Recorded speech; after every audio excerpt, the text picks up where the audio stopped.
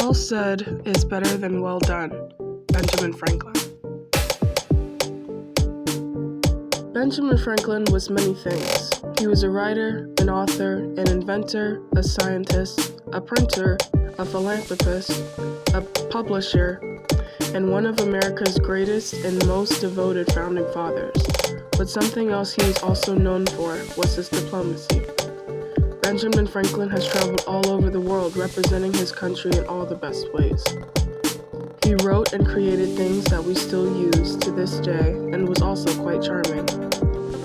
During the American Revolution, Benjamin Franklin, along with others, traveled to France to coerce King Louis XVI to provide French aid to the Americans. Benjamin Franklin used his charm, wit, and humble dress on the French, and later got them to sign the Treaty of Paris, along with many other very important treaties that would be greatly beneficial to the American cause. The truth is that the French were fascinated with the pioneer frontiersman persona that the French perceived Americans to be like.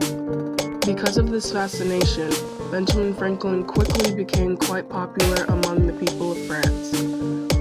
Taking advantage of the French perception of Americans, Benjamin Franklin walked around in a brown suit and with a coonskin cap on while he was in France.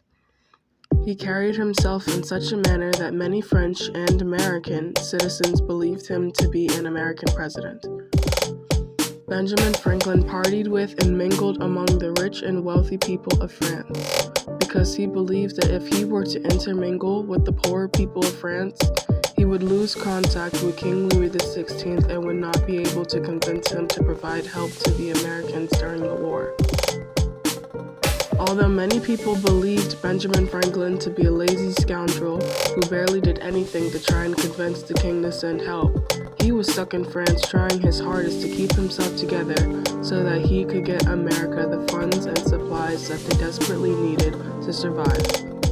Despite the fact that he was surrounded by British spies who knew every move he made before he made them. Spies intercepted letters sent to Congress with notice of what funds and supplies were being sent with information of when and where, and they would try and get an upper hand with that knowledge.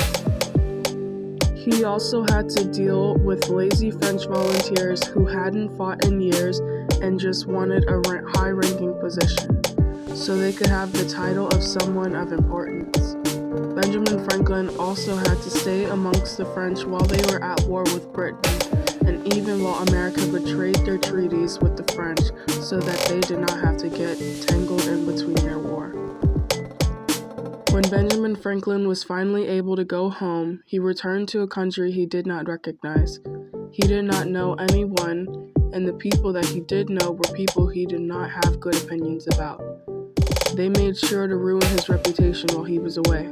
Despite his age, Benjamin Franklin was continually involved in the foundation of the United States of America, and when he died, the memory of his work inspired and influenced some of the great works and inventions that are used today.